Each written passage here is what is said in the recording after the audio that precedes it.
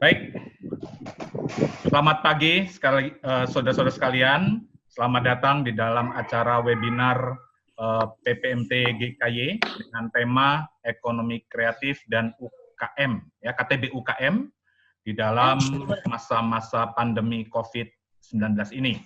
Bagaimana kita mengatasi dan tantangan-tantangan apa yang akan dihadapi.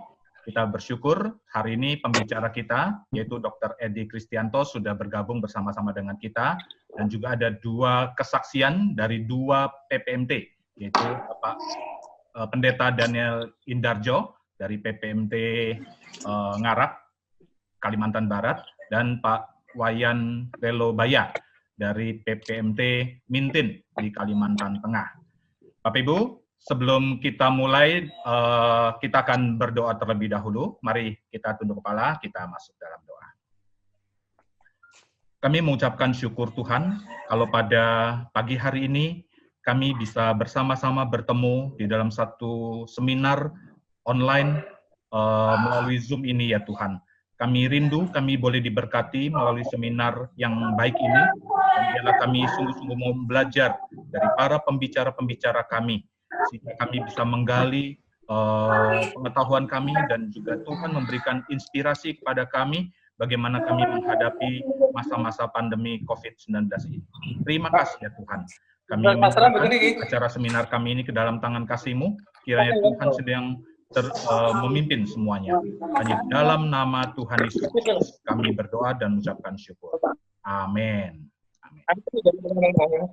Sekali lagi minta tolong rekan-rekan peserta bisa mematikan speakernya, ya. Pak Alexander, John Tio, ya, masih speakernya menyala.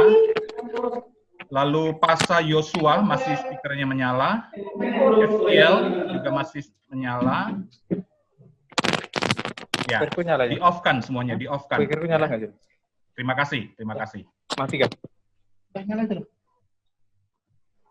Baik, saudara, kita bersyukur hari ini kita akan memulai acara kita. Sebelum lebih lanjut lagi, kita akan bersama-sama mendengarkan kata sambutan dari Ketua Bidang PI Sinode GKY, yaitu Bapak Agus Santoso.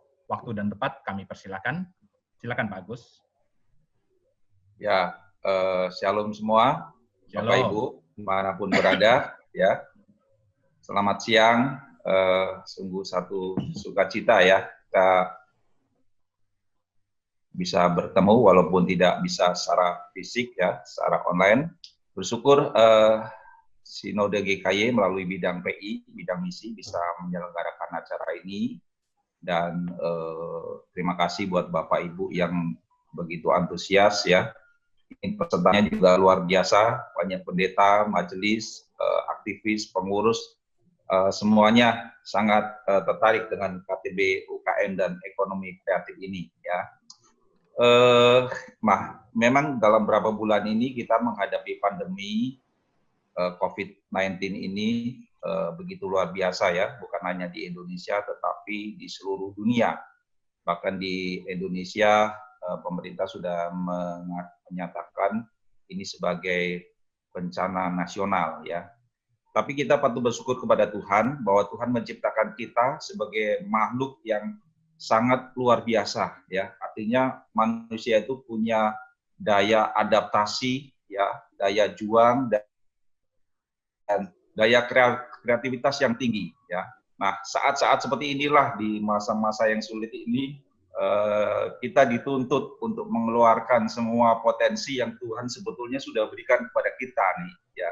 Potensi itu sudah ada di dalam diri kita, tinggal bagaimana kita menggunakannya ya. Jadi melalui seminar kita siang hari ini ya, kiranya bisa memberikan inspirasi ya dari Dr. Edi yang sudah malang melintang ya untuk ekonomi kreatif dan KTB UKM.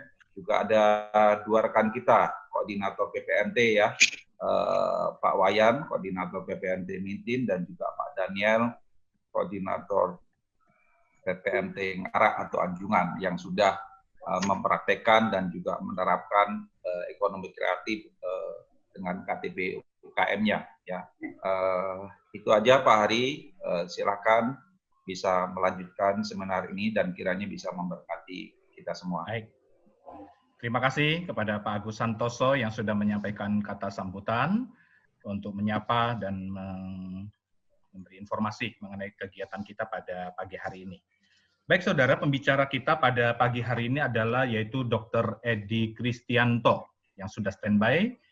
Dan sebelum saya serahkan waktu kepada Pak Edi untuk menyampaikan materinya, izinkan saya untuk menyampaikan sekilas kurikulum vitae beliau. Nama lengkapnya adalah Dr. Edi Kristianto, dilahirkan di kota Magelang pada tanggal 18 November 1963. Berarti 55 tahun, 56 tahun Pak Edi ya. Wajahnya masih sangat muda ini.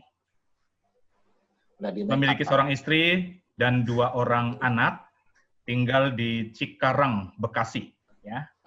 Beliau adalah lulusan dari Fakultas Kedokteran Universitas Trisakti Jakarta, angkatan 83, dan pernah mengambil juga pendidikan teologi di Sekolah Teologia Reform Injili Jakarta. Ini yang untuk kaum awam atau yang teologi S1, Pak Edi? Yang awam. Oh, yang awam ya. Baik, baik. Ya. Ya. Banyak sekali posisi dan pelayanan beliau, tetapi yang sangat terkait dengan acara kita pada hari ini adalah beliau adalah penggagas dari kelompok tumbuh bersama UKM atau usaha kecil menengah yang telah memberkati banyak lembaga, bahkan bukan cuma kalangan Kristen, tapi juga yang non-Kristen. Beliau juga adalah pembina dan pembimbing di beberapa yayasan. Saya bacakan beberapa, yaitu Development Yayasan Pondok Kasih, Development Tim Misi Alumni Perkantas, ya, dan lain-lain. Baik, saya rasa itu sekilas mengenai CV dari pembicara kita. Beliau sekarang adalah berjemaat di GRII Lipo Cikarang. Cikarang. Cikarang ya Pak ya? Baik. Ya. Tidak berkepanjangan lagi, kita akan bersama-sama mendengarkan apa yang akan disampaikan oleh Dr. Edi Kristianto. Saya persilakan kepada Pak Edi untuk memulai materinya. Ya, makasih Pak Heri. Suaranya Sama-sama, cukup Pak. Suaranya cukup Bagus. terdengar jelas, bagus ya. Oke. Bagus Pak, bagus. Oh ya, CV-nya ada yang kurang satu, yaitu pengajar PPMT. Oh, iya betul. Itu yang paling penting. Ya betul. Udah ditaruh fotonya biar inget. Iya. Terima kasih Pak. Ya teman-teman, ya terima kasih teman-teman. Ya saya senang sekali bisa ketemu. Pak Hari, kalau boleh tahu semua di sini alumni PPMT ya, atau ada yang bukan? Tidak semua Pak. Sebagian alumni, sebagian umum. Oke, nggak apa-apa. Nah, jadi teman-teman saya mau share sedikit sesuai dengan yang Pak Hari minta, yaitu mengenai ekonomi kreatif di masa pandemi COVID gitu ya. Tapi mungkin saya rubah sedikit, bukan di masa pandemi COVID-nya, namun di masa era new normal. Kan kita sekarang mulai masuk era new normal nih, gitu ya. Nah, jadi teman-teman, saya akan tampilkan slide PowerPoint ya. Pak Hari bisa tolong ini, bisa Boleh. diizinkan masuk ke share screen-nya. Silakan Pak. Ya, oke. Belum bisa ya, Pak? Sebentar. Oke. Di settingnya. Di screen share screen-nya, di settingnya. Ya. Oke. Nah, sekarang oke. Sebentar. Ini layarnya Pak Hari ya? Layar saya Pak. Oke, kalau layar saya bisa, Pak. Sebentar.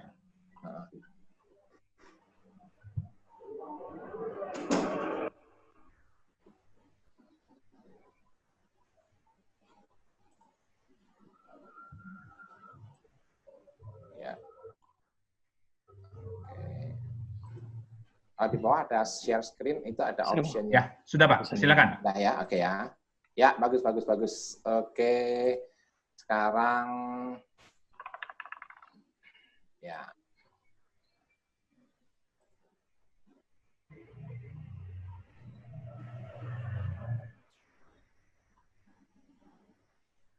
Teman-teman bisa lihat layar ini nggak? Bisa. Bagus, Pak. Bisa ya. Oke. Ya, yaitu topiknya hari ini yaitu mengenai ekonomi kreatif. Saya akan sampaikan dalam waktu 30 atau 40 menit paling lama ya. Setelah itu kita tanya jawab. Nah, yaitu ekonomi kreatif, kelompok tumbuh bersama usaha kecil menengah, peluang dan tantangan di era new normal ya. Nah, teman-teman selama ini ya bisa dibilang 100% ya, itu adalah mata pencahariannya adalah petani ya. Dan teman-teman di sini mereka kehidupannya sangat sederhana, dan KTP UKM yang kami kembangkan di sini adalah mengolah produk-produk pertanian ya, sehingga menjadi produk-produk yang punya daya jual yang tinggi ya. Nah, teman-teman, ada satu masalah di sini waktu saya membina di sini itu karena mereka bertani, masalah utamanya adalah babi hutan, teman-teman ya. Jadi waktu saya membina di sana itu seringkali waktu mau panen itu babi hutan itu nyerang gitu ya, sampai mereka nangis gitu. Udah uangnya diinvestasikan, beli bibit, mengolah kebun, pas mau panen diserang babi hutan. Itu dipagerin aja, pagernya bisa dijebol dari bawah gitu kan. Jadi masalah itu sebelum KTP UKM datang ini menjadi masalah utama, yaitu diserang babi hutan ini. Nah, kemudian dari KTP UKM murid-murid ini salah satunya kami cari siapa yang bisa membuat perangkap babi hutan gitu ya. Ternyata Pak Bulce bisa gitu kan, pemimpinnya. Akhirnya dibuat perangkap babi hutan. Terus dalam 1 minggu itu kita bisa dapat 2 atau 3 ekor babi hutan. Dan masyarakat lain yang bukan murid KTP juga mereka diajari membuat perangkap. Namun karena sebagian besar di situ atau hampir 100% itu mereka muslim, mereka nggak makan babi hutan itu. Jadi kami dikasih cuma-cuma malahan babi hutannya. Ya, jadi kita beli satu freezer daging yang besar. Jadi babi hutannya diolah, yang nggak habis diolah ya taruh di freezer itu. Ya. Dan dari situlah muncul satu produk namanya Abon Ibu Maiti. Sebetulnya Ibu Maiti ini adalah istrinya Pak Bulce tadi. Ya, karena kita nggak tahu mau kasih nama apa, ya udah Abon Ibu Maiti gitu ya. Ya, jadi Abon Ibu Maiti dibuat, kita bikin kemasan abonnya ya dibuat dengan menggunakan daging babi hutan, pilihan dari Cikalong ya. Pilihan siapa ya, pilihan Tuhan gitulah. Karena nggak semua masuk perangkap, berarti yang masuk perangkap itu dikasih sama Tuhan gitu ya. Jadi abon babi pilihan gitu ya. Dan diproses secara higienis ya dengan resep keluarga Ibu Maiti, menyajikan keunikan dan kelezatan yang tiada duanya. Dan kami produksi abon babi hutan ini banyak sekali gitu ya, dan selalu habis, dan rasanya memang luar biasa enak gitu ya. Kalau teman-teman ketemu ya saya kasih. Nah, tapi kalau online kan nggak bisa ngasih nih. Nah, jadi abon ini dipasarkan banyak, sampai orang itu kalau mau beli itu harus BO itu back order ya, pesan berapa lama pesannya ya, kira-kira 2 mingguan, karena 2 minggu itu kita udah dapat lagi babi hutannya ya. Jadi dan saya sama teman-teman kami coba ternakkan babi hutan tapi belum berhasil. Rupanya babi hutan susah diternakkan itu ya. Nah, kalau ditangkap diternak ya dia stres mati kebanyakan ya. Nah, jadi sebagai info, penghasilan KTP UKM dari abon babi hutan ini jauh lebih besar daripada jualan sayur yang dimakan babi hutannya itu. Ya, jadi sekarang ya kita tanam aja sayurnya. Nah, kalau babi hutan nggak makan ya kita jual. Kalau babi hutan makan kita tangkap babi hutannya, hasilnya keuntungannya lebih besar daripada jualan sayurnya sendiri. Nah, jadi teman-teman di KTP UKM ini kami belajar sesuatu. Model sama, namanya sama, ngerti gak sih? Fotonya bisa ya. Sekalian foto. Sebentar, Foto misalnya nomor 30. Janet, tolong speakernya dimatikan. Janet, tolong semua peserta mikrofonnya dimatikan ya. Ya, silakan Pak Edi. Ya, makasih. Jadi teman-teman, dalam setiap permasalahan, tadi masalahnya contohnya babi hutan, dalam setiap permasalahan itu akan selalu muncul peluang, teman-teman. Itu yang disebut pertolongan Tuhan itu. Ya, tadi contohnya kita punya masalah babi hutan. Itu muncul peluang, ternyata jualan abon babi hutan lebih menguntungkan daripada jualan sayur yang yang sebelumnya begitu. Ya, jadi masyarakat sejahtera dari situ, justru dari abon babi hutan itu. Nah, jadi teman-teman kita ada masalah. Masalahnya adalah masalah COVID, masuk new era. Banyak usaha, terutama UKM itu dihantam di mana-mana. Dari Ibu Sri Mulyani mengatakan bahwa dalam masa COVID ini UKM yang biasanya bisa bertahan di segala krisis, justru dia yang paling sering paling kehantam duluan gitu. Karena nggak bisa kemana-mana, nggak bisa ngumpul produksi barang-barang seperti itu, ya. Nah, jadi itu adalah satu permasalahan, ya. Namun justru pada waktu kita mengalami permasalahan, di situ muncul peluang. Nah, teman-teman banyak kalau kita bilang istilahnya OKB, ya, orang kaya baru, gitu ya. Yaitu siapa mereka para OKB ini? Yaitu yang punya kemampuan mengenali dan mengelola peluang ini. Jadi kita tahu nih peluang itu munculnya di mana, kita kenali dan kita kelola. Dan ini akan membuat seseorang makin sukses. Ya, itu salah satu yang kami belajar di KTP UKM. Dalam setiap permasalahan akan muncul peluang. Kemampuan mengenali dan mengelola peluang ini akan membuat seseorang makin sukses. Ya. Jadi teman-teman bisa. Nah, teman-teman, dalam masa setelah berjalan kira-kira 1 bulan, bulan pertama syok banget, gitu ya. Namun setelah 1 bulan ternyata KTP UKM ini bisa survive, ya. Dan banyak orang yang di PHK di Jakarta terutama, ya, di PHK, ya, atau dirumahkan tapi nggak digaji, gitu ya. Ternyata mereka bisa hidup dari KTP UKM. Yang tadinya dijadikan sebagai satu usaha sampingan sekarang malah menjadi penghasilan utama, seperti itu, ya. Jadi ini ingat mengenai pelajaran ini.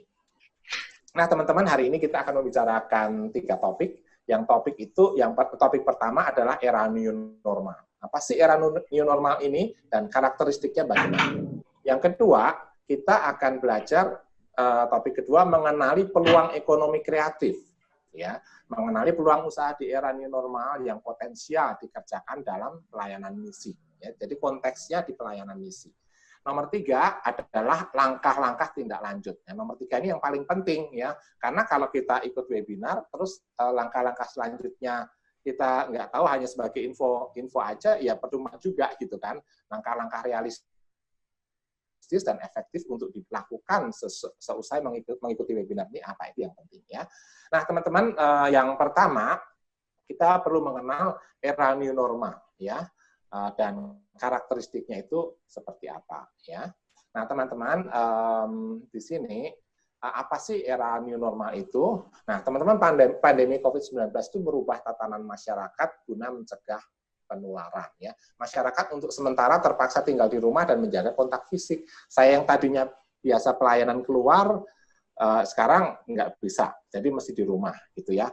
Saya tinggal di Cikarang, itu di arus mudik juga itu, tol Cikampek itu namanya. Itu ditutup, saya keluar dari komplek udah ditutup, gitu ya. Mesti pakai surat untuk keluar. Jadi ya mau nggak mau terpaksa saya di rumah, seperti itu, ya. Jadi kehidupan masyarakat itu berubah, gitu ya. Yang tadinya bisa keluar sekarang nggak bisa keluar, kontak fisik dibatasi, ya. Dan masyarakat akan memiliki pola hidup berbeda yang berdampak pada berbagai sektor, termasuk sektor usaha. Nah, di pekerjaan saya sebagai dokter pun juga berubah juga, gitu. Nah, saya biasa terima pasien di klinik saya, ya. Nah, tapi sekarang saya belajar bagaimana konsultasi melalui online. Apakah penghasilan menurun? Ternyata tidak, malah nambah. Karena pasiennya tadinya hanya terbatas di daerah Jabodetabek, sekarang dari luar-luar pulau itu pada bisa berobat dengan cara konsultasi online, gitu ya. Nah, jadi pola hidupnya berubah, caranya berubah, ya.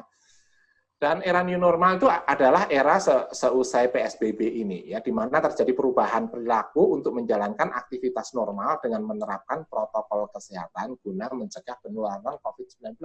Jadi kehidupan kita di era baru ini itu akan jauh berbeda dengan kehidupan kita sebelumnya. Ya, termasuk dalam pelayanan pun juga berbeda kan, teman-teman. Kalau dulu kita selama COVID itu kita ke gereja, gitu ya, kita bisa ke gereja. Waktu masa COVID itu kita nggak bisa ke gereja, jadi dalam secara fisik, ya. Jadi kita ibadah dari rumah, begitu, ya.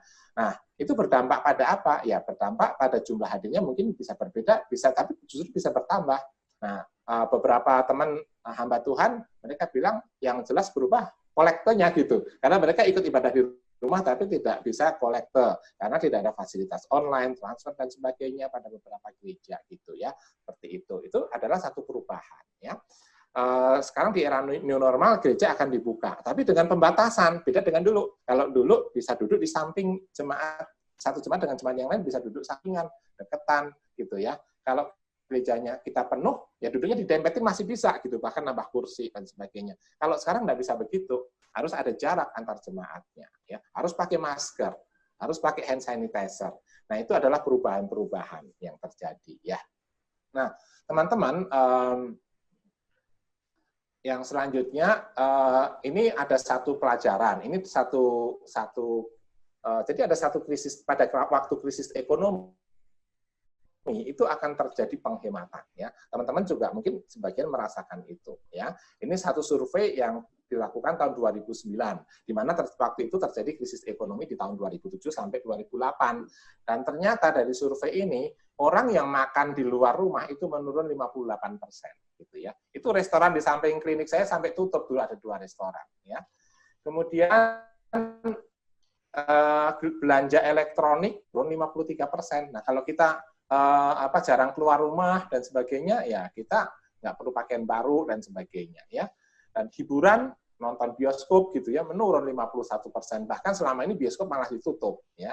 Renovasi rumah turun 44%, membeli minuman beralkohol turun 42%, beli mainan atau hobi, saya hobinya mancing ya, itu menurun, kolam pancing aja ditutup gitu ya. Itu menurun sampai 37%. Beli rokok menurun sampai 31%. Ya. Beli minuman non-alkohol, misalnya soft drink, itu menurun 31%. Nah, jadi kalau lihat data seperti ini, teman-teman, apakah kita bisa melihat peluang? Ya, kita bisa. Justru sebelum kita bisa melihat peluang, kita dikasih perboden dulu. Jangan main di area ini, begitu. Karena kalau teman-teman main bikin restoran gitu ya, itu main di daerah yang bahaya itu misalnya gitu ya. Kenapa? Karena orang sekarang mainnya restoran itu mainnya masak di rumah, catering dikirim online seperti itu ya. Nah, jadi ini adalah area-area yang ada perbodennya ya. Nah, selanjutnya. Nah, sekarang karakteristik. Sekarang usaha apa yang akan berkembang? Nah, teman-teman kalau akan mengembangkan kesejahteraan jemaat atau masyarakat di daerah yang kita layani, ini ada karakteristiknya. Nah, teman-teman harus main di area ini, ya. Yang pertama, teman-teman itu usahakan membangun satu UKM atau usaha yang kreatif. Itu mau nggak mau begitu. Orang-orang yang kreatif akan berhasil, ya. Tapi yang hanya follower atau istilahnya ikut saja, ya, itu kemungkinan dia akan tidak. Pak Hari, ini masih kedengeran nggak ya? Masih bagus, Pak. Masih bagus. Oke, Pak. Terus, Pak. Soalnya barusan ada gangguan sinyal. Nah, jadi usaha kreatif yang pertama, bagaimana membuat sesuatu yang lebih bermanfaat, seperti itu, ya. Itu perlu tuh, teman-teman, ya. Nah, terus bagaimana membuat sesuatu yang lebih aman, lebih higienis, begitu. Bagaimana produk kita lebih higienis, seperti itu. Kalau teman-teman misalnya di sini ya yang praktis aja lah, misalnya teman-teman jualan pisang goreng, gitu ya. Nah, sekarang pisang gorengnya teman-teman bisa buat di rumah, ya. Tapi teman-teman bisa sebutkan di situ pada waktu bikin pisang goreng, yang gorengnya aja pakai masker, pakai kap kepala, pakai sarung tangan. Ya nggak usah pakai APD sih, ya seperti itu. Ya, bagaimana dikemas, kemasannya bersih, ya seperti itu. Mejanya nih sebelum untuk emas itu sudah dipakai disinfektan dulu, seperti itu. Tunjukin ada fotonya. Nah itu harus kreatif seperti itu, ya. Tunjukkan bahwa ini aman, karena orang takut ketularan kan. Di era new normal ini itu bukan berarti virusnya hilang. Masih ada virusnya, cuman kalau di rumah terus, di PSBB-in terus, ekonomi negara jatuh kita, ya, enggak bisa. Nah, harus ada waktunya kita bisa keluar, meskipun sudah ada virusnya. Nah, masih ada virusnya, jadi itu disebut era new normal. Nah, karena itu masyarakat takut, tapi tetap takut ketularan. Jadi, kalau teman-teman membuat sesuatu yang higienis dan aman, dan itu bisa ditunjukkan, itu adalah salah satu segi kreativitasnya. Kemudian lebih nyaman. Nah, gimana kalau saya beli makanan nggak usah keluar-keluar? Ya, artinya apa? Kita harus bisa delivery order misalnya seperti itu. ya, bisa dikirim seperti itu. Nah, kalau di desa nggak ada Gojek dan sebagainya, ya nggak apa-apa, ya kita yang ngirim. Tapi waktu ngirim kita pakai masker, pakai kap kepala, dan orang nunggu di rumah, barang bisa dikirim seperti itu, ya. Dan kita membuat sesuatu bagaimana supaya lebih murah, tidak melalui rantai distribusi yang panjang misalnya. Dan kreativitas ini itu yang akan membuat usaha kita itu berkembang. Yang selanjutnya adalah efisien. Efisien dari isinya, gitu ya. Jangan usahakan dengan modal yang kecil bisa menghasilkan yang banyak. Efisien dalam hal waktu, tenaga kerja, dan bagaimana usaha ini bisa menjadi lebih menguntungkan. Itu perlu. Dan ini adalah area bermainnya. Produk kesehatan, menurut beberapa survei dari pengamat ekonomi, akan menjadi top leading. Jadi artinya produk-produk ini, produk-produk yang bernuansa kesehatan, itu adalah produk-produk yang akan melaju lebih cepat. Ya, seperti ya kalau di luaran masker misalnya gitu ya. Nah, bikin APD, bikin hand sanitizer gitu ya. Dan salah satu produk kesehatan yang akan menonjol itu adalah herbal. Nah, ini kekuatan kita karena kalau di KTB UKM itu teman-teman herbal itu salah satu prioritas produk yang diandalkan seperti itu ya.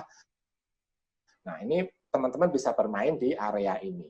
Yang kedua adalah area pangan, ya.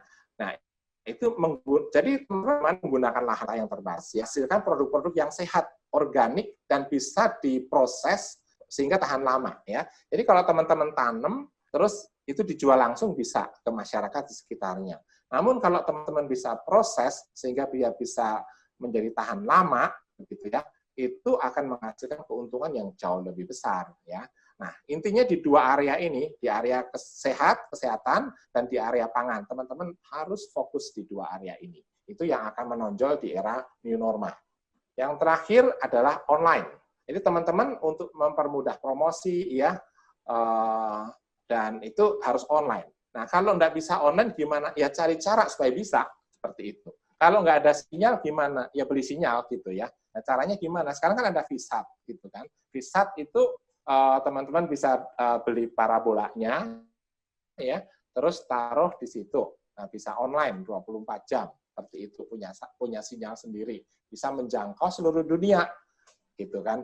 Nah, jadi online itu sudah satu persyaratan yang nggak bisa ditawar-tawar lagi sekarang, ya. Bahkan KTB UKM ini, saya lagi mau kumpulin para pembina KTB UKM. KTB UKM kita akan coba jalankan online juga, seperti itu, ya. Jadi yang offline tetap, tapi kita akan punya divisi online khusus KTB UKM, ya.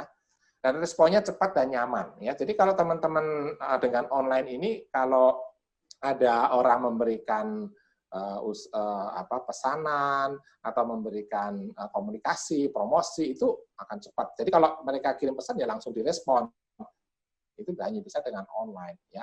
Mudah berbelanja ya dengan online dan cepat terkirim, begitu ada pesan dalam waktu nggak sampai 1 jam sudah masuk ke delivery, pengiriman gitu ya. Nah, jadi online ini salah satu syarat untuk kita bisa berkembang di era new normal ini ya.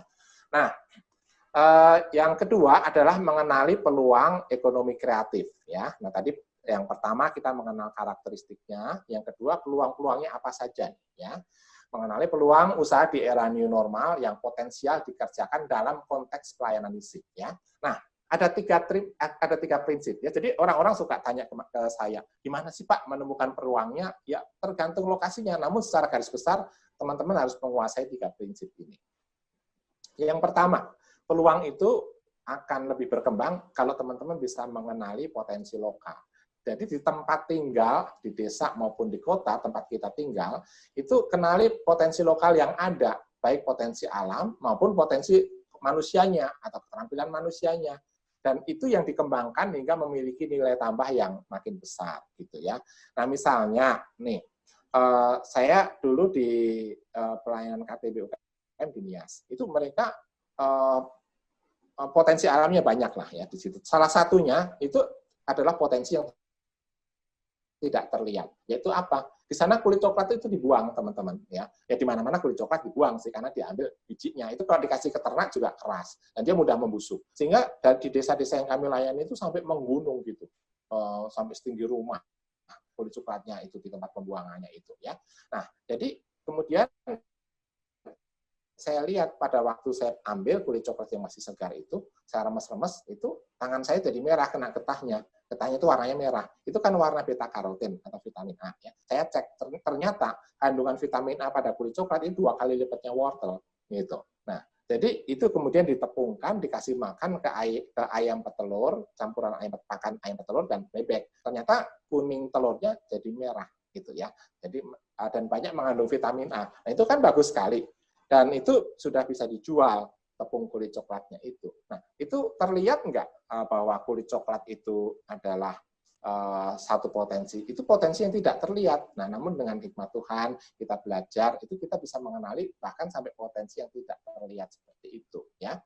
Dan masih banyak lagi. Yang kedua, fokus pada pengembangan. Ya. Jadi fokus untuk mengembangkan sumber daya yang ada dengan kreatif. Apa yang ada di situ, itu dikembangkan. Ya. Usahakan hindari bersandar pada pemberian bantuan ya. Jadi kalau kita ada di pelayanan, memang banyak organisasi atau gereja yang bisa membantu mengirimkan persembahan. Itu bagus, jangan ditolak juga kalau ada persembahan, itu berkat Tuhan. Namun kita jangan bersandar, kok bulan ini belum ada persembahan, belum ada bantuan. Ya jangan seperti itu. Kita kembangkan potensi yang ada itu, gitu ya. Jadi fokusnya pada pengembangan atau development ya. Kemudian yang ketiga adalah usaha yang kita lakukan harus berdampak pada misi ya, karena kita berbeda dengan pengusaha-pengusaha yang lain gitu ya. Kita adalah orang yang dipanggil Tuhan untuk melayani Tuhan, menjalankan amanat agung Tuhan Yesus ya. Jadi pada waktu kita men-set up satu usaha ya, itu dampak pada misi itu apa gitu kan, bukan hanya dampak finansial, namun dampak penjangkauannya. Bagaimana PI? Mestinya pada waktu kita jalankan ini, orang-orang yang diinjili itu makin banyak, gitu kan. Orang-orang yang dimuridkan makin bertambah banyak juga. Nah, tadi itu yang di tempat Pak Uja itu KTB UKM itu berkembang pesat, sehingga orang-orang yang menerima Kristus dan dibaptiskan itu banyak. Dampak daripada usaha yang kita lakukan, bukan sekedar ekonominya saja, begitu ya. Dan itu bisa dilakukan dengan KTB UKM. Teman-teman, sekarang teman-teman perlu mengenali keunggulan potensi di perkotaan dan pedesaan. Karena di kota sama di desa itu potensinya beda, ya. Nah, di perkotaan itu daya beli lebih tinggi perbedaannya, ya. Nah, terus yang kedua, sistem jual belinya lebih kuat. Jadi kalau dia membutuhkan sesuatu, dia akan beli. Nah, kalau di desa kan agak berbeda gitu kan. Misalnya teman-teman nanam cabai gitu kan di desa. Terus tetangga butuh cabai karena mau masak. Dia akan apa yang akan dia lakukan? Dia datang ke rumah teman-teman dan bilang, "Pak Pendeta minta cabainya ya." Bapak kasih kan. Kan habis itu kita bilang, "Bu, ini 5.000 ya." Enak nggak ngomong gitu? Karena di sana daya belinya nggak sekuat di kota. Kalau di kota itu cenderung lebih suka bayar begitu ya. Nah, yang di perkotaan. Kemudian kebutuhan membeli herbal dan makanan sehat itu lebih tinggi. Di kota ini sampai kita beli kunyit gitu ya, beli kunyit, temulawak ya, itu bukan hanya harganya tinggi nih, ya, beli aja yang jualnya udah kehabisan stok terus gitu. Ya harganya jelas saja tinggi, namun kita nyari pun juga susah. Kita beli buah lemon gitu ya, jeruk ya. Itu sekarang harganya itu luar biasa tinggi sekali di sini gitu ya. Nah kalau di desa ya di kebunnya banyak gitu ya, apalagi di Sumba ya, meskipun kering temulawak di mana-mana gitu kan, tinggal ngambil. Nah terus di kota ini kelebihannya, jadi kalau kita jualan herbal itu di sini di kota itu luar biasa gitu ya. Di KTB UKM produksi herbal itu sampai ada yang sampai orangnya sakit, kebanyakan pesanan, kecapean gitu ya. Nah, kemudian promosinya lebih cepat ya di kota. Fasilitas website, Instagram itu cepat sekali ya. Transaksi lebih cepat bisa, jadi itu menyangkut ke cash flow. Jadi orang beli tinggal, bahkan pembayaran kan sekarang bisa melalui kredit card gitu ya. Bisa melalui paling nggak transfer gitu ya, e-banking itu cash. Jadi pembayaran cepat itu cash flow-nya lebih cepat gitu ya. Itu keuntungan di kota. Nah, di desa juga punya keuntungan yang berbeda. Di sana lahan banyak dan bibit juga bisa ditemukan dengan mudah gitu ya. Jadi kalau kita nanam Kalau ini saya di rumah nanam cabai, saya nanam labu, ya, macam-macam di halaman rumah. Itu halaman rumah saya cuma 3 kali 3 meter gitu ya. Jadi kita harus bikin vertical garden. Saya punya kolam, di kolam harus saya tanami. Jadi harus efektif sekali penggunaan lahannya. Tapi kalau di desa, wah, lahannya ratusan meter persegi, ada yang berhektar-hektar ya. Jadi itu adalah satu potensi itu ya. Upah kerja juga lebih kecil di pedesaan. Kemudian biaya ekspansi usaha lebih kecil juga. Nah, kalau kita salah satu yang sedang kami tanam itu sengkuba ya, itu untuk micin alami. Itu sekarang tadinya sedikit ya. Sekarang kita tanam 2.000 pohon. Perlu biaya lebih besar nggak? Enggak, lahannya sudah ada gitu ya. Biaya dapat stek sengkubanya juga nggak mahal gitu kan. Nah, jadi biaya ekspansi usaha lebih kecil. Itu beda kalau kita punya usaha di kota. Mau ekspansi harus nyewa tempat baru, harus nyewa gudang baru. Wah, itu besar biayanya ya. Nah, di desa ini pemasaran lokal lebih mudah ya. Jadi kalau ada yang mau beli temulawak, beli cabai gitu ya, bahkan tanpa diawetkan pun bisa karena bisa langsung terjual gitu ya. Nah, pengiriman juga mudah, diantarin pakai sepeda, jadilah begitu ya. Nah, itu keunggulannya. Nah, sekarang yang pertama, bagaimana kalau teman-teman tinggal di desa? Ekonomi kreatif di pedesaan itu seperti apa yang akan berkembang? Teman-teman tentunya sudah jago di farming ya, atau berkebun ya. Jadi perkebunan, perikanan atau penggabungan daripada beternak dengan ikan misalnya tumpang sarikan gitu ya, itu teman-teman saya yakin sudah jago. Dan juga teman-teman sudah belajar dari Pak Aga, dari Pak Sutimin, itu orang-orang top yang sangat ahli di bidang farming ya. Farming bukan hanya nanam pohon ya, juga termasuk beternak dan perikanan. Dan juga teman-teman usahakan bisa nanam tanaman herba ya, karena itu potensi pasarnya besar. Bukan hanya di kota, di desa sekarang orang juga sadar dengan, karena banyak juga kan yang kena COVID di desa kan banyak juga gitu, apalagi habis musim mudik ini meningkatkan itu orang-orang yang kena COVID di desa gitu kan.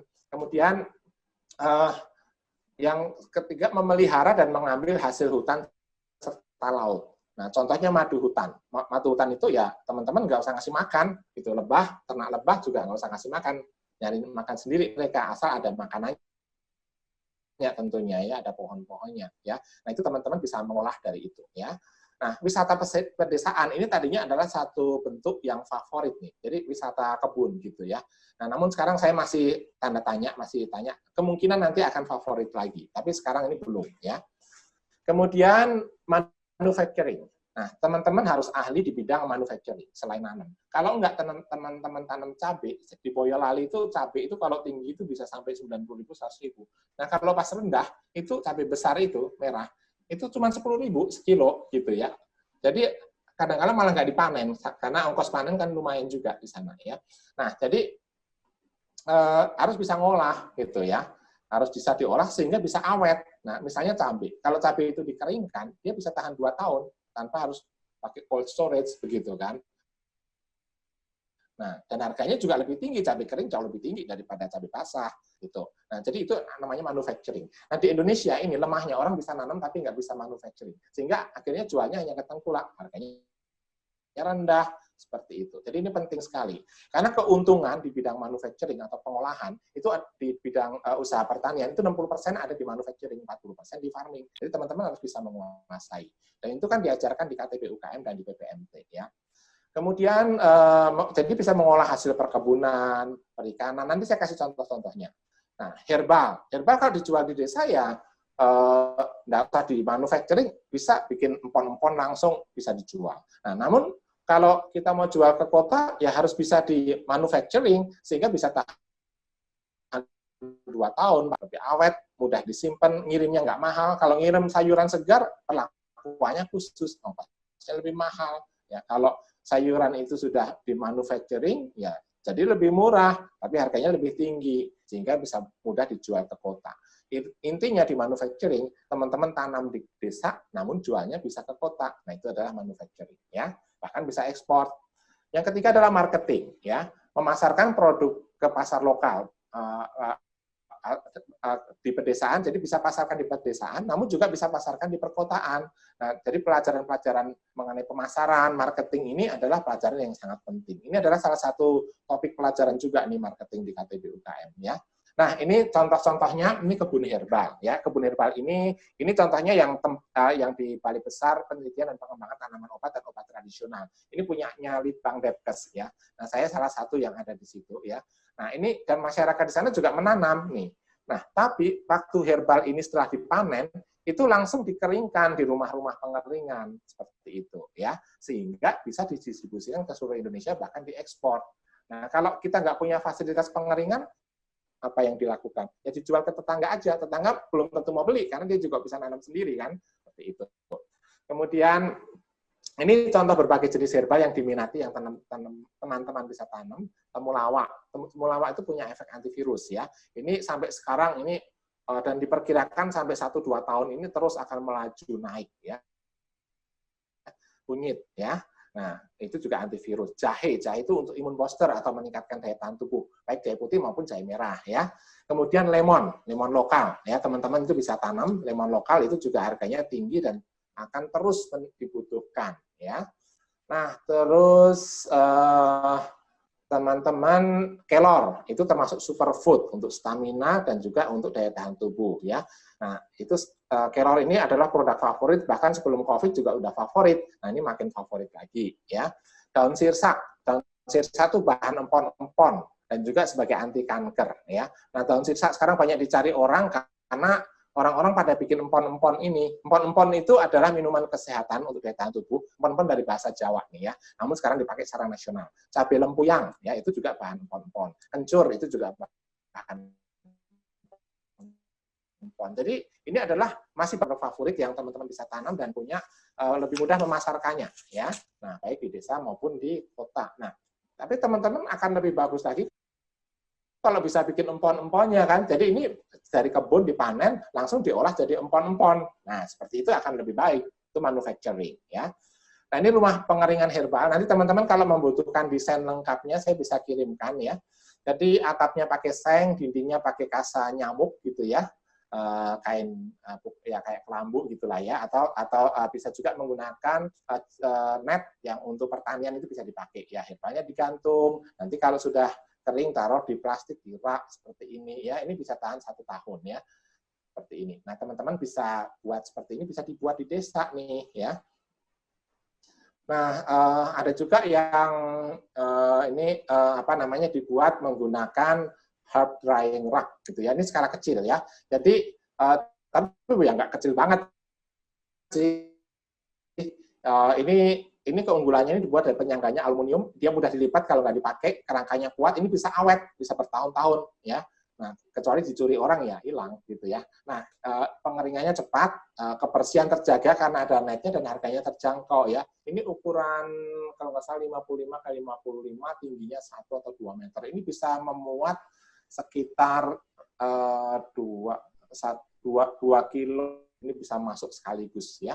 Dan bisa kering.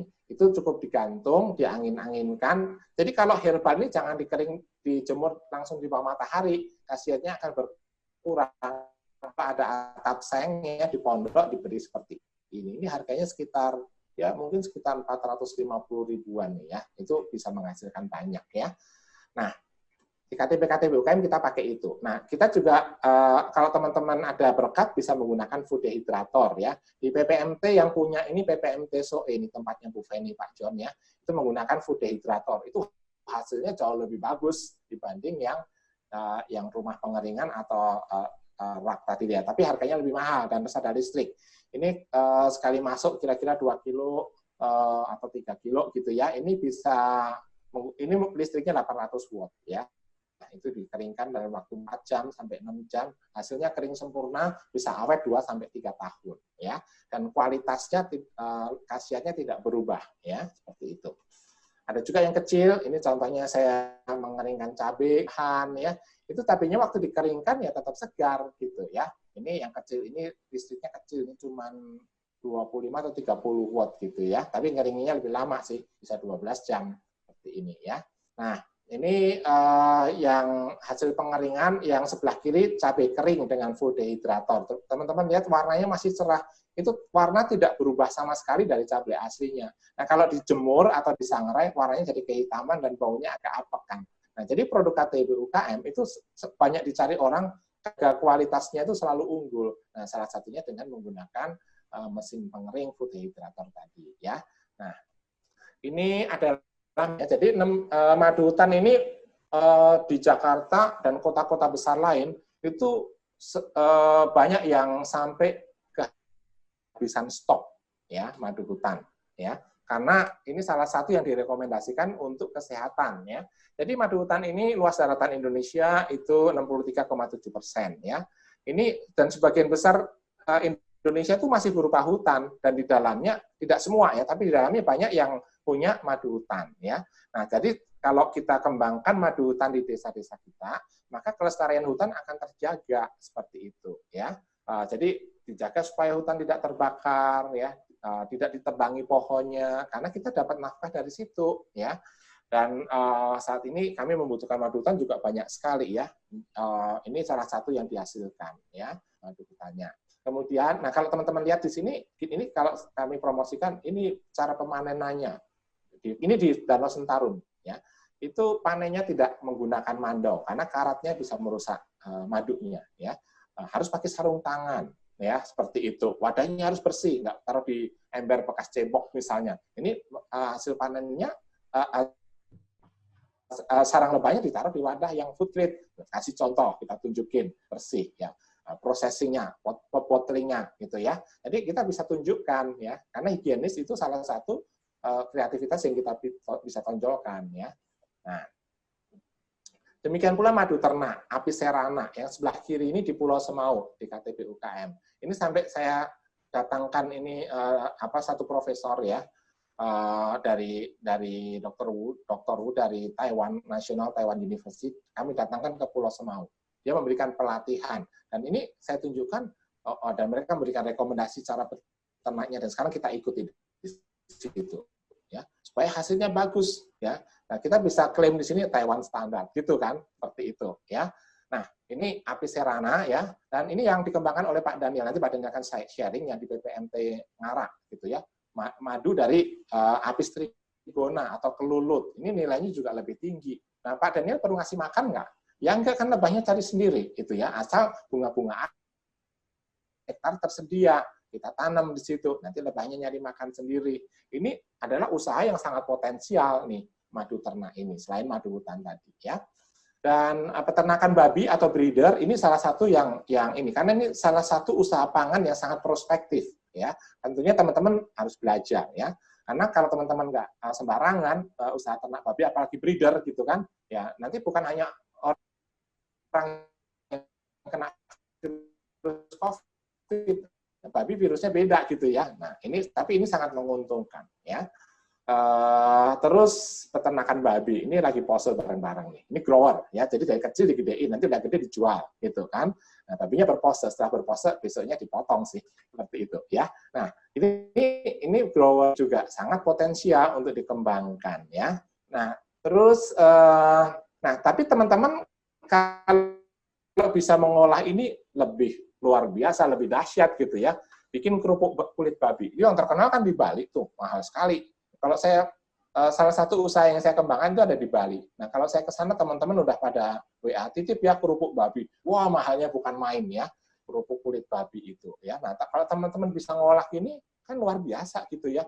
Dendeng babi gitu kan, abon babi gitu. Wah, kalau itu beda sama babi hutan ya. Kalau babi hutan stoknya nunggu berkat Tuhan nih, si babinya masuk perangkap gitu kan. Nah, kalau peternakan kan beda, teman-teman bisa planning, bisa ini.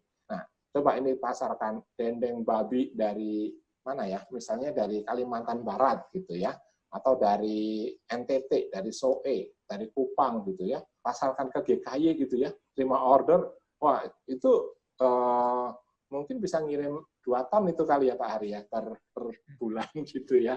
Di sana peminatnya banyak gitu kan. Nah, ini teman-teman bisa olah seperti ini. Nanti kapan-kapan bisa dikasih training nih cara membuat dendeng babi misalnya ya.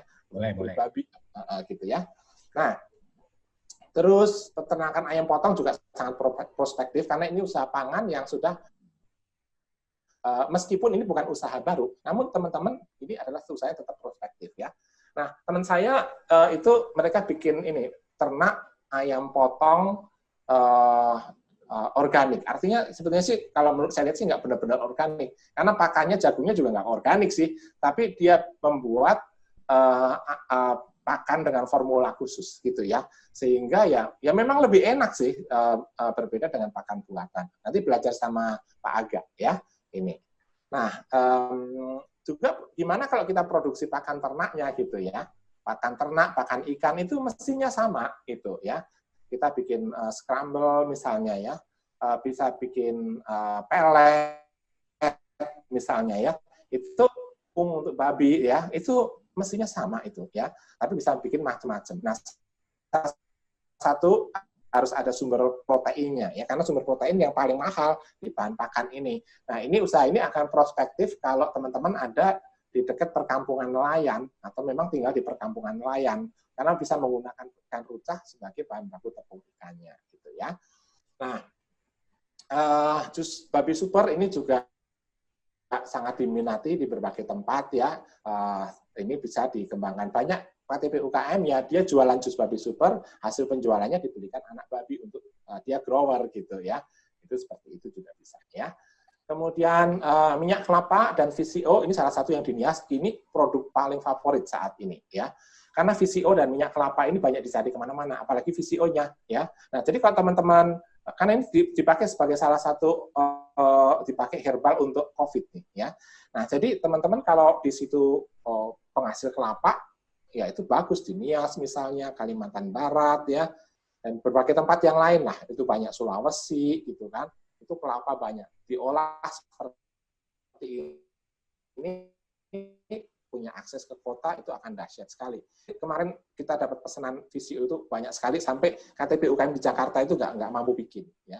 Nah, kita minta dari Nias juga waktu itu lagi banyak pesanan untuk Niasnya sendiri, kita nggak boleh beli gitu ya. Sampai sekarang ini VCO ini produk favorit nih ya. Kalau di Jakarta kurang prospektif karena harga kelapa itu 10.000 sampai 15.000 nih di Jakarta gitu ya. Kalau di Nias itu waktu itu cuma 2.500 ya, itu 3.000 gitu ya, masih oke lah ya. Nah, kemudian tepung ikan sebagai sumber protein juga menjadi potensi yang besar ya. Ini dari ikan baby tuna ya, ditepungkan ya untuk makanan bayi atau makanan orang dewasa juga sih ya.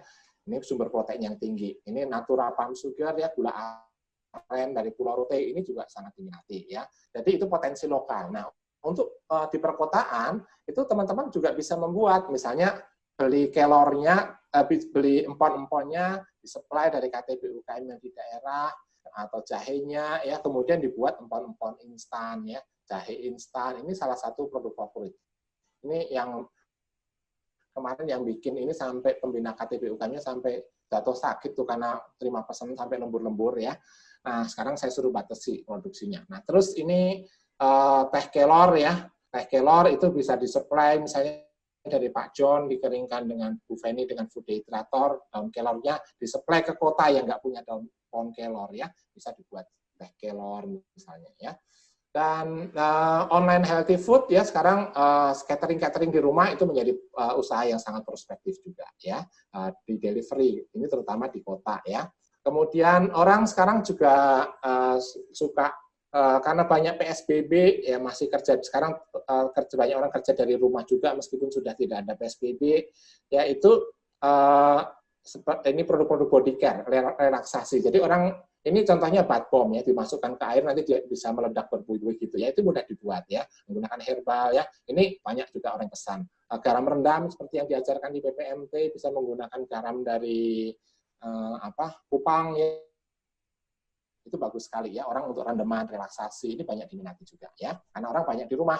Nah, sekarang yang terpenting adalah langkah-langkah tindak lanjut ya. Jadi langkah-langkah yang realistis, efektif untuk dilakukan seusai mengikuti ini ya. Nah, teman-teman, langkah yang pertama itu teman-teman harus kenali dulu potensi alam yang ada di situ.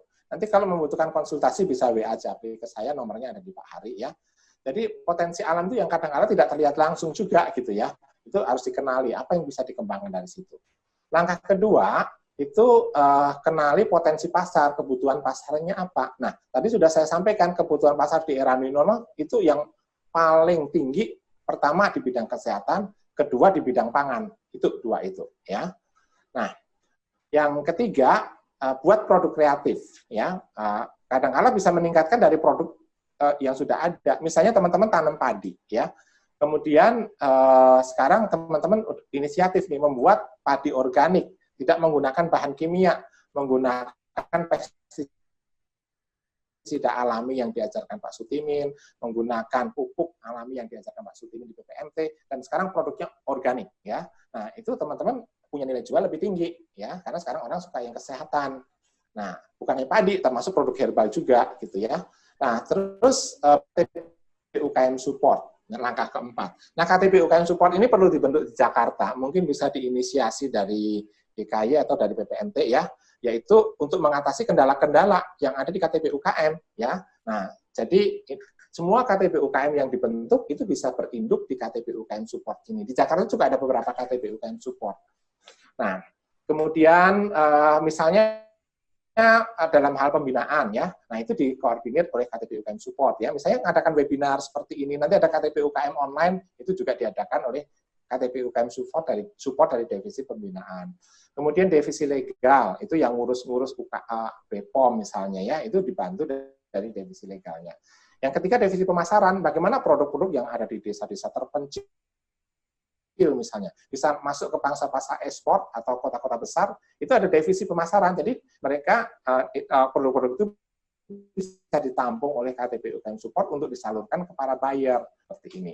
Yang keempat adalah divisi investasi, di mana kalau teman-teman nanti mau memperbesar usaha, membuat ladang-ladang lebih besar, membeli mesin atau buka pabrik bahkan, itu divisi investasi ya yang bisa turun, itu melalui KTP UKM support ini. Nah, teman-teman terakhir jangan menunggu sempurna untuk bertindak ya. Itu nggak akan sempurna karena manusia itu tidak akan pernah tidak akan bisa menjadi sempurna ya. Pasti ada kekurangan-kekurangan ya. Nah, namun apapun yang ada di kita miliki, kemampuan kita itu segeralah bertindak dan belajar makin sempurna. Artinya apa? Makin cepat teman-teman mengambil action, maka makin cepat teman-teman akan menjadi makin sempurna dan makin berhasil. Jadi jangan tunggu-tunggu lagi. Ya. Sekarang saatnya melayani Tuhan Yesus menyertai. Nah, demikian yang saya bisa sampaikan Pak Hari. Ya.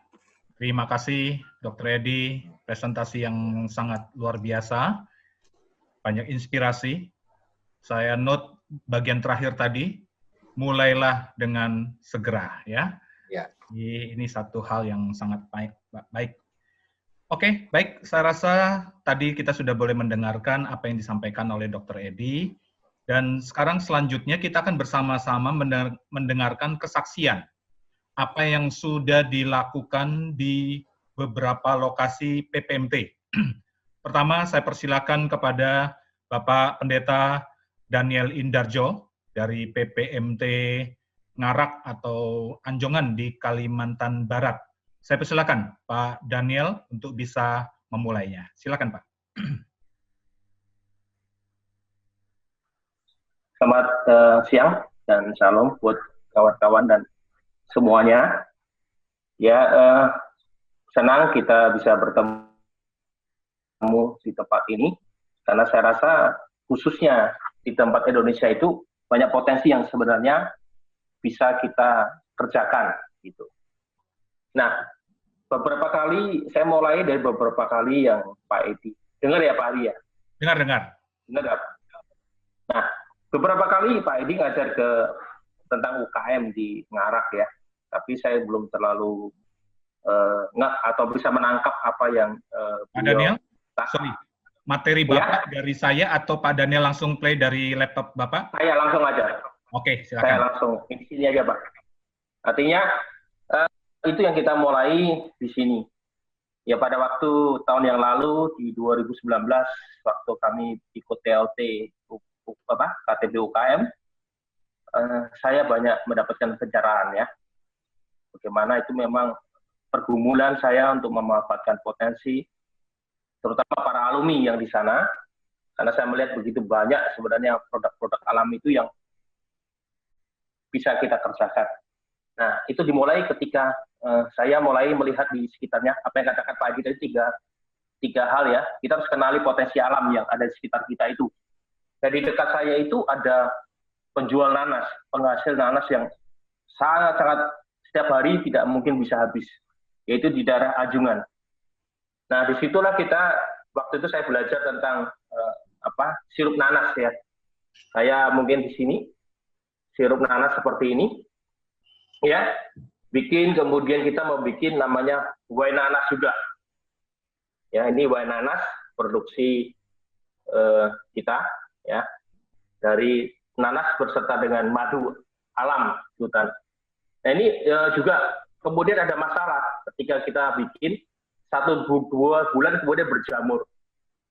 Ya, tapi akhirnya puji Tuhan memberikan hikmat bagaimana, dan saya memanfaatkan potensi alam yang ada di Kalbar, yaitu namanya asam kandis. Ya, asam kandis ini ternyata adalah bahan pengawet yang luar biasa, yang alami, herbal, yang bisa untuk menjadi pengawet bagi nanas ini. Ini nanas ini sudah berumur 8 bulan. Tapi dari segi warna semuanya tidak ada mengalami perubahan. Ya, ini menambah juga rasa asam di dalam sirup nanas ini sendiri. Dan kemudian juga saya mencoba untuk melihat potensi namanya daun sersak. Saya bikin teh ini, ya, teh sersak. Ya, ini terutama untuk kanker, kemudian asam urat. Ya, saya kemudian untuk itu saya membuatnya. Kebetulan kita banyak tanaman sersak yang organik, kita tidak pernah pakai semprot. Maka ini saya keringkan dan kemudian jadikan teh. Juga sama, kelor. Cuma di Kalimantan tidak ada kelor. Waktu itu saya mengambil bibit dari Palembang, kemudian akhirnya saya menanamnya di sekitar lokasi dan sekitar yang ada. Jadi saya menghasilkan hanya daun kelor ini sendiri. Nah, ada tas juga Anda yang tinggal di Sintang maupun di Kapuas Hulu, ini ada namanya daun kastom atau daun purik yang dulu diributkan karena ini mengandung narkoba. Tapi beberapa bulan ini sudah diizinkan untuk bisa tidak termasuk dalam daftar narkoba. Nah, ini saya bikin sebagai teh karena ini adalah penurun tekanan darah tinggi, dan ini kalau Anda yang kurang bisa tidur nyenyak, kurang tidur dan sebagainya, ini teh ini bagus sekali membuat kita tidur nyenyak dan kemudian bangun pagi dengan tubuh yang segar. Nah, sekarang ini saya sedang mengembangkan namanya pohon jarak. Pohon jarak itu juga bagus untuk tensi, tekanan darah tinggi. Pak Daniel, maaf Pak, Pak Daniel. Pak Daniel, maaf Pak, sebelum jarak tadi pohon apa itu Pak? Sebelum jarak? Sebelum jarak tadi pohon apa itu? Kastom, Pak. Daun kastom. Katuk. Kastom, Pak. Coba klik aja daun kastom. Atau kami di sini nyebutnya daun purik, Pak. Oke, baik. Terima kasih, Pak. Terima kasih, Pak. Nah, terima kasih, Pak Daniel. Ya, kita juga mengeluarkan produk namanya ini empon-empon tadi. Dulu saya membikinnya jahe instan, tapi sekarang ketika saya melihat videonya Pak Jokowi, ketika dia minum jahe, kunyit, dan temulawak untuk stamina dia, maka saya terinspirasi bagaimana kita membuat bisa menjadi instan. Dan ini tiap bulan saya booming, hampir 100 bungkus kita bisa jual. Ya, kemudian saya juga memanfaatkan namanya ketika saya belajar untuk membuat sabun kecantikan. Pertama kali saya belajar dengan Pak Edi adalah tentang sabun nanas ini. Ya, tapi dalam perkembangan di Kalimantan itu banyak sekali. Kita terkenal dengan aloe veranya atau lidah buaya. Maka saya kerjakan untuk sabun muka lidah buaya. Ini untuk muka yang berminyak. Ini ada aloe veranya juga, plus ada juga madunya. Ya. Kemudian di tempat saya itu banyak namanya asam kecil, asam sambal katanya. yang kecil-kecil ini, dalam bahasanya Cinanya adalah jeruk sangkit. Nah ini kita bikin untuk sabun juga muka. Jadi bagus untuk membersihkan muka yang berminyak, ya berminyak. Nah nanas tadi ini adalah untuk yang berjerawat dan berminyak. Ya kita hasilkan seperti ini. Kemudian juga kita mau bikin aloe vera dengan green tea. Ini kalau mukanya kering, bersisik, kelihatan putih, pakai ini. Nah seperti ini produknya kalau itu. Tadi kemasannya kita bikin sendiri. Ya saya cetakkan 5.000 satu itu. Ini adalah aloe vera dengan green tea. Ini nanas. Kemudian ini adalah madu dengan aloe vera. Dan ini adalah untuk aloe vera.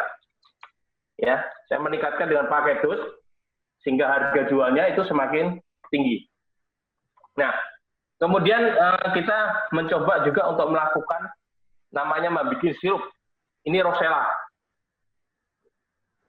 Di mana orang nggak pernah nyangka bahwa ini adalah minuman yang paling enak.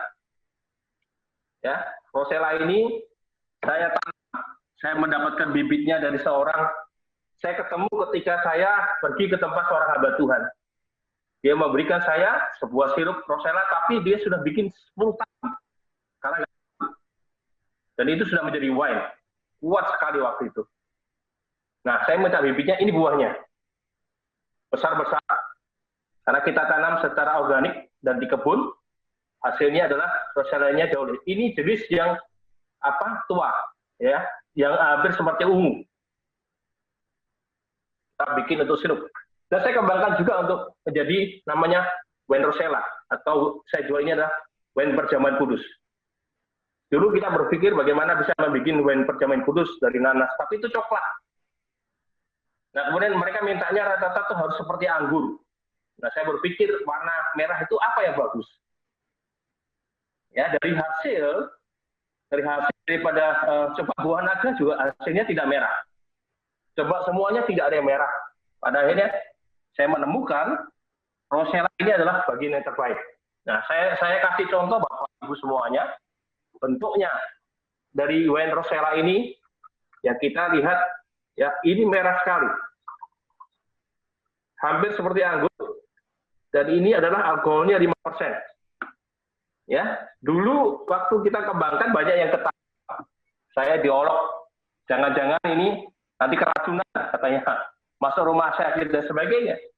Tapi pada akhirnya setelah kita bereksperimen beberapa kali, kita mendapatkan standar yang bagus. Dan ini sudah mulai banyak diberi oleh gereja-gereja yang ada di sekitarnya. Setiap bulan mereka memberi untuk pekerjaan kudus. Karena saya menjual tidak terlalu mahal.